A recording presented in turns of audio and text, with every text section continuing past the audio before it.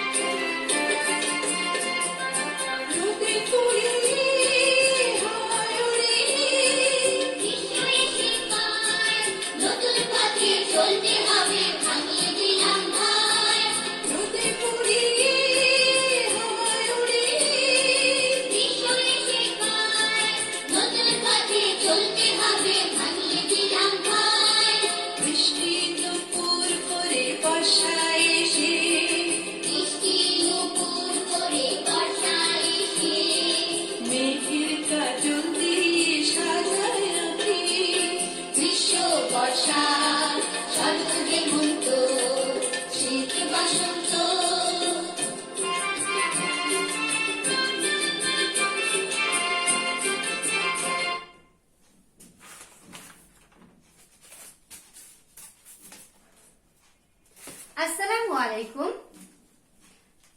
আমার চতুর্থ শ্রেণীর প্রাণপ্রিয় শিক্ষার্থী বন্ধুরা, আশা করি তোমাদেরকে আজকের ক্লাসে স্বাগত ও সেই সাথে ফুলের শুভেচ্ছা। আশা করি তোমরা সবাই অনেক ভালো আছো, সুস্থ আছো ও নিরাপদে আছো। আলহামদুলিল্লাহ, আমিও মহান আল্লাহ তাআলার রহমতে ভালো আছি ও সুস্থ আছি। তো চতুর্থ শ্রেণীর প্রাণপ্রিয় শিক্ষার্থী বন্ধুরা, তোমরা আমার পরিচয়টা জানতে চাচ্ছ, তাই তো? আমি সাবিনা আক্তার পলি, সহকারী শিক্ষক, সুতি মডেল সরকারি প্রাথমিক বিদ্যালয়, গোপালপুর, টাঙ্গাইল থেকে আজ উপস্থিত হয়েছি Bangladesh online primary school online পেজে আমার চতুর্থ শ্রেণীর শিক্ষার্থী বন্ধুদের জন্য আমার বাংলা বই বিষয়ের একটি ক্লাস নিয়ে। আরেকটি ক্লাস, আমরা তো পার্ট 1 করেছি, আজকে হচ্ছে পার্ট 2, মানে আরেকটি ক্লাস। শিক্ষার্থী বন্ধুরা, তোমরা ঝটপট বাংলা বই, খাতা ও কলম নিয়ে বসে পড়ো। আমরা গত ক্লাসে একটি বাড়ির কাজ দিয়েছি, আশা করি তোমরা বাড়ির কাজটি করেছো, তোমাদের মাকে বাবাকে দেখিয়েছো। তো আমরা এই বাংলাদেশের প্রকৃতি সম্পর্কে চলো আজকে আরেকটু আলোচনা করি যে বাংলাদেশে কয়টি ঋতু। হ্যাঁ, আমরা অনেক ছোট থেকেই পড়েছি যে বাংলাদেশে 6টি ঋতু। চলো আমরা ঋতুগুলো আরেকটু বলি। গ্রীষ্ম, আমার সাথে তোমরা বলো, গ্রীষ্ম, বর্ষা, শরৎ, হেমন্ত, শীত, বসন্ত। তো বন্ধুরা, আমরা গতকালে পাঠে আরো কি পড়েছি যে কোন মাসকে মধু মাস বলা হয়, কি মনে আছে? হ্যাঁ, দারুণ। গ্রীষ্ম মাসকে বা গ্রীষ্মকালকে মধু মাস বলা হয়। কেন বলা হয়? হ্যাঁ, এই তো ছবি দেখে আমরা বুঝতে পারছি বা আমরা জানি, আমরা একটু কল্পনা করি যে ওই গ্রীষ্মকালে আম, জাম, কাঁঠাল, লিচু ফল মানে মিষ্টি জাতীয় ফল বেশি পাওয়া যায়, এজন্য এই মাসকে মধু মাস বলা হয়। তারপর আর কি কি পড়েছি? হ্যাঁ, এই মাসে প্রচুর গরম পড়ে, তাই না বন্ধুরা? দেখেছো তোমাদের জন্য কত সুন্দর করে আমি 6টি মাসে 6টি ঋতুর দুঃখিত, আমি আমাদের দেশের 6টি ঋতুর ছবি এঁকে নিয়ে এসেছি। তো বন্ধুরা, এবার চলো আমরা চলে যাই পাঠে। তোমরা 2 নং পৃষ্ঠা বের করো। তোমরা 2 নং পৃষ্ঠা বের করো। আমি আজকে তোমাদের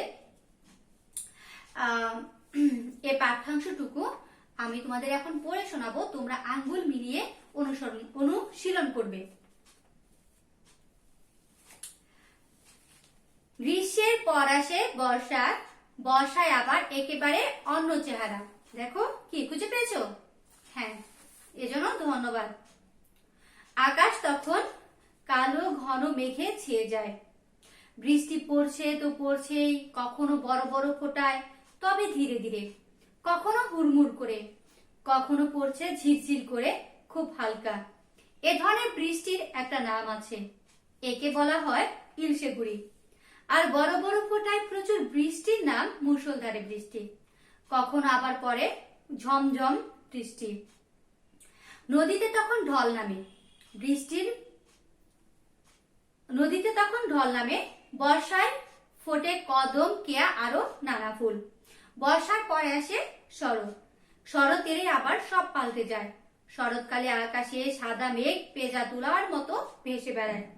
আকাশ হয়ে ওঠে ঘন নীল। এ সময় ফোটে শিউলি ফুল। নদীর পাড় সাদা কাশ ফুলে ভরে যায়।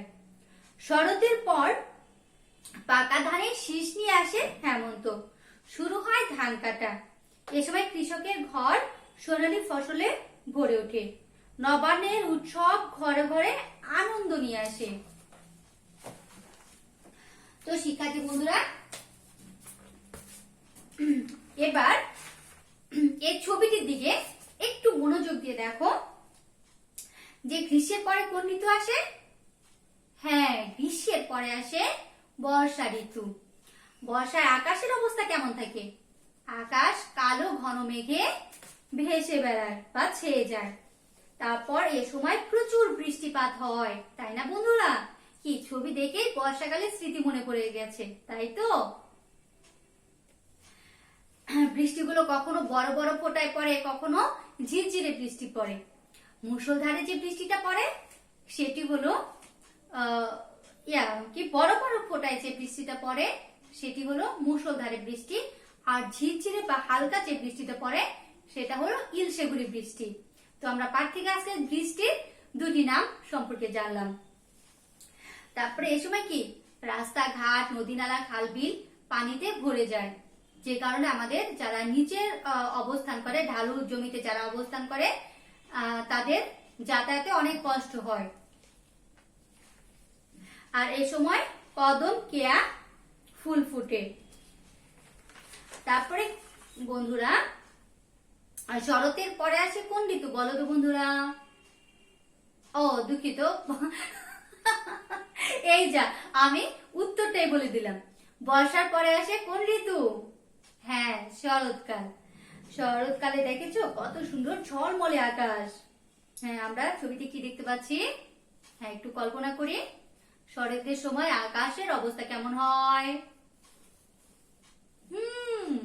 তারপর এ সময় কি আকাশ দেখো, এই যে পেঁজা তোলার মতো মেঘ ভেসে বেড়ায়, গাঢ় নীল রং থাকে আকাশ। আর নদীর পাড় দিয়ে কি ফুল বেশি দেখা যায়? কাশফুল। আর কাশফুল নিয়ে খেলতে আমাদের অনেক ভালো লাগে। আমরা তো এখন কাশফুলের সেই সময়টা আমরা অনেক সুন্দর সুন্দর ছবিগুলো তুলি, তাই না বন্ধুরা? তো বন্ধুরা, এবার আমার সাথে একটু কষ্ট করে আমরা এই পাঠ্য থেকে কিছু যুক্ত বর্ণ খুঁজে বের করি।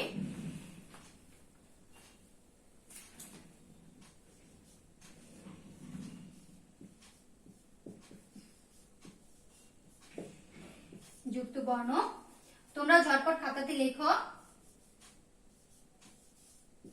আমি কিছু যুক্ত বর্ণ পেয়েছি, তোমরাও হয়তো পেয়েছো। আমি পেয়েছি বৃষ্টি,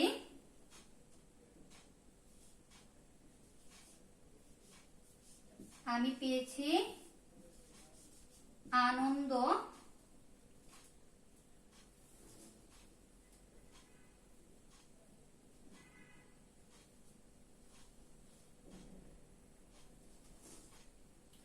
আমি পেয়েছি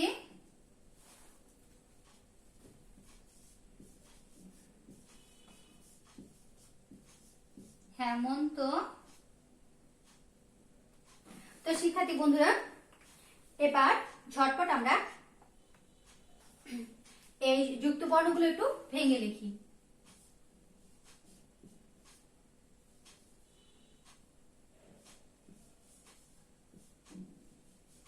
শয়, টয়, সংযুক্ত।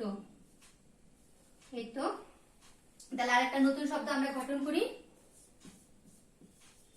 মিষ্টি। তারপরে রয়েছে আনন্দ, নয় দয় সংযুক্ত। নতুন শব্দ মন্দ, পেয়েছি হেমন্ত, নয় তয় সংযুক্ত।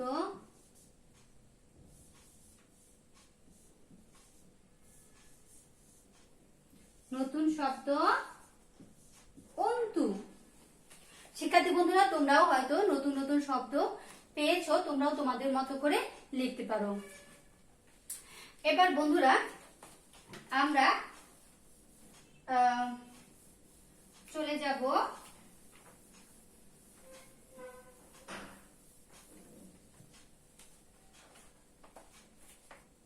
শব্দার্থ।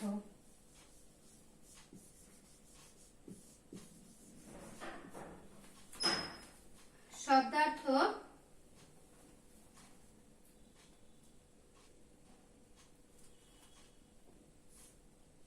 দেখো, পাঠ্য বইয়ের 4 নং পৃষ্ঠা আমরা বের করি।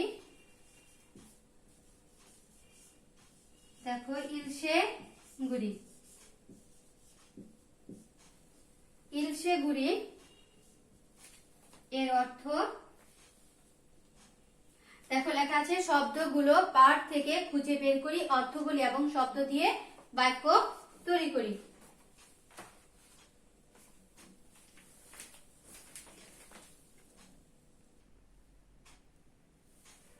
আমরা পেয়েছি ইলশে গুড়ি শব্দ, দেখো এখানে দেওয়া আছে। তারপরে রয়েছে ইলশে গুড়ি। ইলশে গুড়ি শব্দের অর্থ কি? ইলশে গুড়ি শব্দের অর্থ হচ্ছে ঝিরঝিরে বৃষ্টি। ইলশে গুড়ি ঝিরঝিরে বৃষ্টি। তো আমাদের কি বলেছে যে এখন আমরা কি করেছি, শব্দ পেয়েছি, শব্দ থেকে আমরা শব্দের অর্থ লিখেছি। এবার এই শব্দ দিয়ে বাক্য তৈরি করতে হবে। হ্যাঁ, ইলশে গুড়ি। শিক্ষার্থী বন্ধুরা, আমার একটা মনে এসেছে যে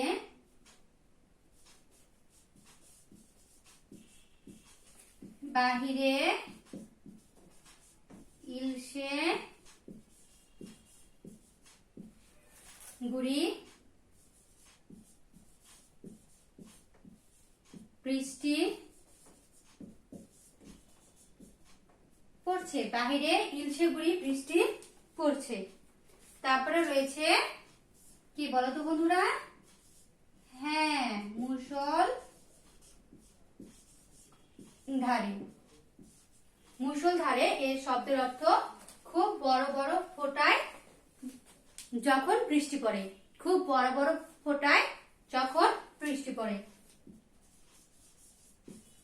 খুব বড় বড়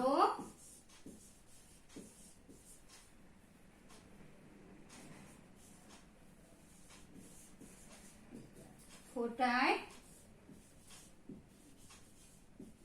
যখন বৃষ্টি পড়ে। খুব বড় বড় ফোঁটায় যখন বৃষ্টি পড়ে। তো এটা দিয়ে আমরা একটা বাক্য তৈরি করি।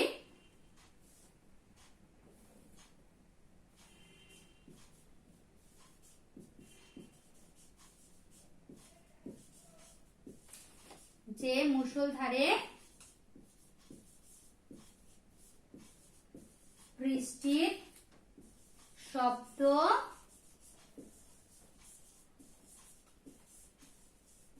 শুনতে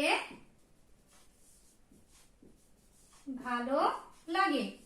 মুষলধারে বৃষ্টির শব্দ শুনতে ভালো লাগে। এবার দেখো, এর পরেরটা দেওয়া আছে পেজা তুলা। পেজা তুলো।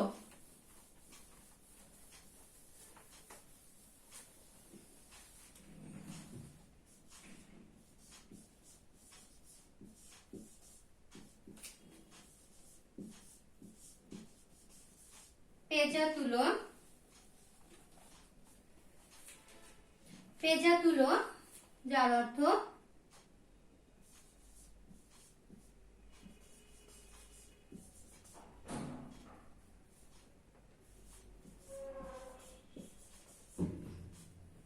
তুলা তুলে বা টেনে আঁশ বের করা। এবার পেঁজা তুলো দিয়ে আমরা একটি বাক্য লিখি। বন্ধুরা তোমরাও তোমাদের মতো করে একটু লিখতে পারো। পেঁজা তুলো, এটা একটা বাক্য, আমরা লিখি যে আকাশের মেঘগুলো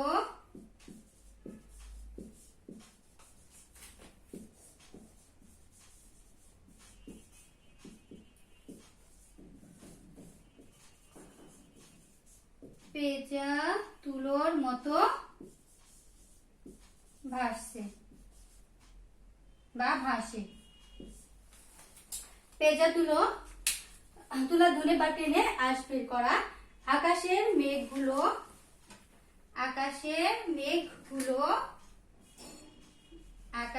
মেঘগুলো পেঁজা তুলোর মতো ভাসে। তারপরে দেখো রয়েছে ষড়ঋতু। ষড়ঋতু 6টি ঋতু। আমাদের দেশ ষড়ঋতুর দেশ। তারপর রয়েছে বর্ষাকাল। বর্ষাকাল কি? বৃষ্টির সময়, যে বর্ষাকালে নদী নালা পানিতে ভরে যায়। তো আশা করি তোমরা এগুলো পারবে। এবার শিক্ষার্থী বন্ধুরা, আমরা 2 অনুশীলনী গত ক্লাসে করেছি। তো আজকে পাঠ্যাংশ থেকে খুব একটা নেই বলেই চলে। তো বন্ধুরা, এবার আমি তোমাদের একটু লেখার কাজ দিচ্ছি।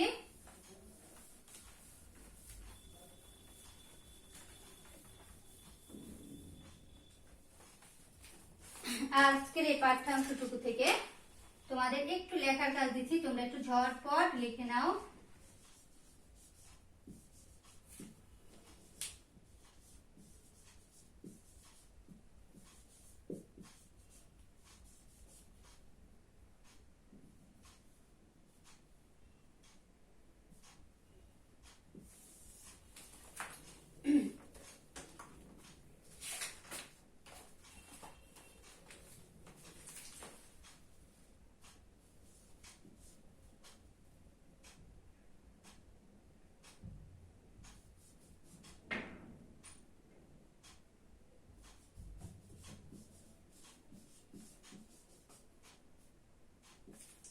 বর্ষাকাল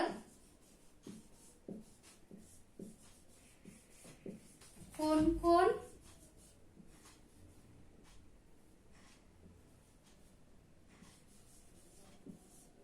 ঋতু নিয়ে গঠিত?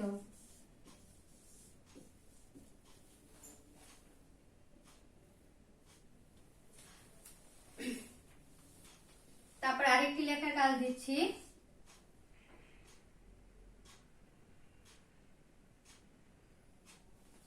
বর্ষাকাল কোন কোন মাস নিয়ে গঠিত?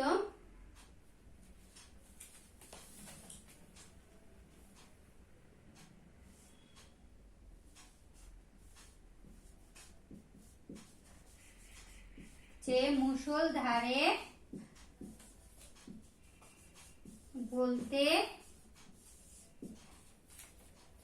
বলতে কি বোঝো?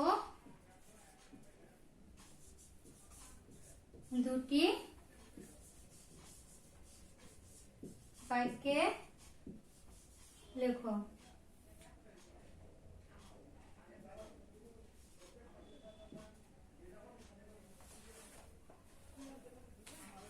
বর্ষাকাল কোন কোন ঋতু নিয়ে গঠিত? না, কোন কোন ঋতু না, কোন কোন মাস নিয়ে গঠিত? বর্ষাকাল কোন কোন মাস নিয়ে গঠিত? তারপর আরেকটা দিয়েছি, মুষলধারে বলতে কি বুঝো? দুটি বাক্যে লেখো। শিক্ষার্থী বন্ধুরা, চলো আমি তোমাদের একটু সহযোগিতা করি। তোমরা অবশ্যই এই উত্তরগুলো এতক্ষণে লিখেছো বা মুখে মুখে বলে ফেলেছো। আমরা জানি যে বর্ষাকাল আষাঢ় ও শ্রাবণ মাস নিয়ে হয়। আমরা জানি যে আষাঢ় ও শ্রাবণ মাস নিয়ে বর্ষাকাল। মুষলধারে বলতে কি বুঝো? মুষলধারে যে বর্ষাকালে কখনো কখনো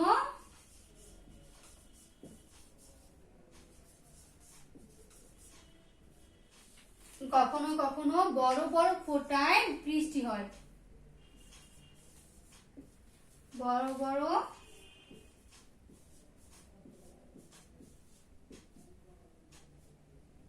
ফোঁটায় বৃষ্টি হয়।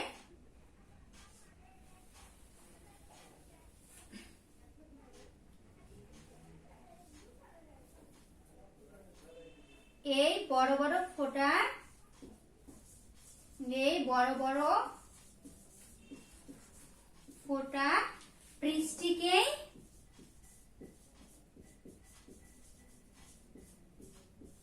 মুষলধারে বৃষ্টি বলে। তো আমরা কি বলেছি? মুষলধারে বলতে কি বুঝো? যে বর্ষাকালে কখনো কখনো বড় বড় ফোঁটায় বৃষ্টি হয়। এই বড় বড় ফোঁটা বৃষ্টিকে মুষলধারে বৃষ্টি বলে। শিক্ষার্থী বন্ধুরা, তাহলে আমরা আজকের ক্লাসে কি কি পড়েছি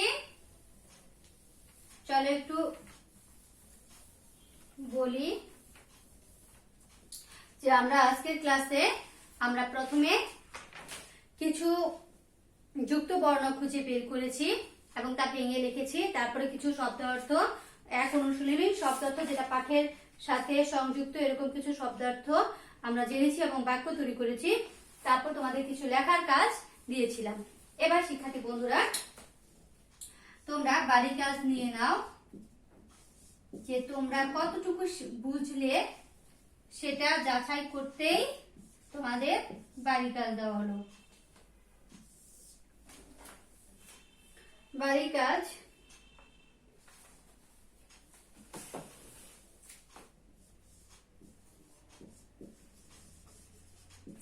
যে তোমার দেখা শরৎকাল